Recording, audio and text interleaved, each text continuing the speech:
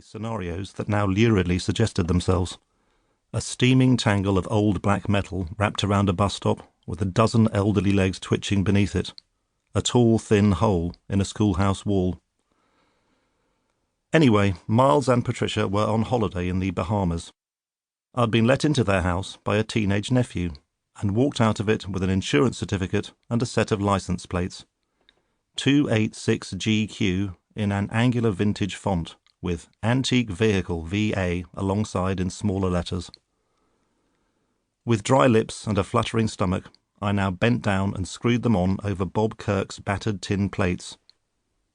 24 Ford TX on the rear, just beneath the spare wheel bolted to the car's upright back end. On the front, behind the starting crank that drooped from the radiator like a thermometer from a patient's mouth, his poignant novelty plate. Too old to work, too young to die, so here we sit, just Mom and I. The dewy grass sparkled, more unseen mowers joined the symphony, and a pair of ponytailed women in lilac vests and shorts jogged smoothly past. This Pleasant Valley Sunday was the calm before the storm, and I spun it out with a detailed appraisal of my aged charge. Old Man Kirk was clearly a bit of a showman.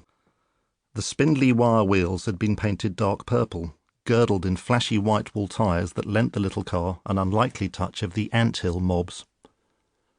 Curlicued red coach lines embellished the doors and those leaping front fenders. The black paintwork had been buffed to a gaudy shine, and the outboard chrome headlamps winked in the morning sun. So too did the scripted Ford logo, making a jaunty tombstone of the radiator. My personal effects were packed in 2 holdalls. I heaved one onto the rear seat and wedged the other into the iron storage trellis that sat on one of the running boards, its latticed sides recalling the concertina gate of an antique elevator. Then I walked slowly around the car, struggling to recall key points, any points, from the brisk tutorial Ross had delivered before he left. As a global authority on Model Ts, and the veteran of several mammoth tours in them, Ross was the best qualified tutor I could have wished for.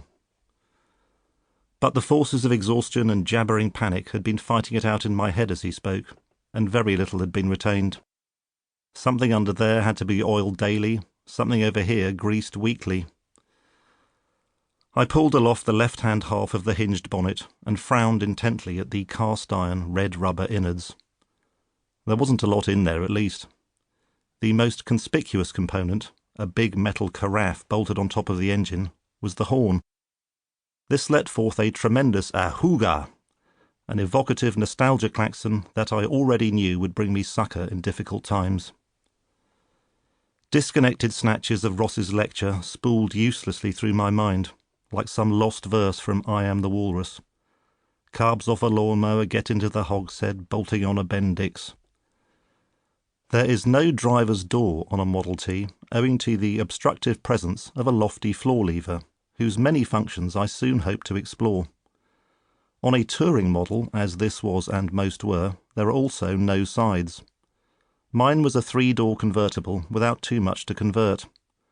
By way of demonstration, Ross had hauled back the iron-framed black canvas top, in the process releasing a dusty pair of clip-on sunglasses and an earring from some ancient fold in the fabric.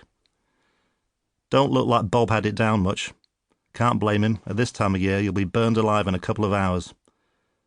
We hauled it back aloft, and I thereafter left it up. So now, with a girding clap of the hands and a puffing out of cheeks, I unlatched the little metal flap that served as the passenger door, stepped up on the running board and clambered across that tramp's Chesterfield of a front seat.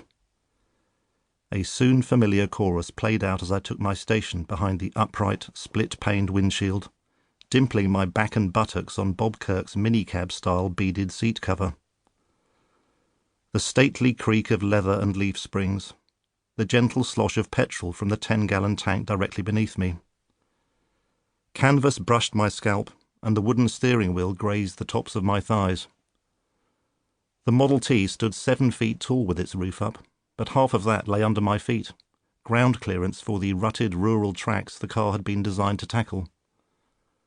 The wheel was hard up to my chest, and holding it demanded splayed bent elbows.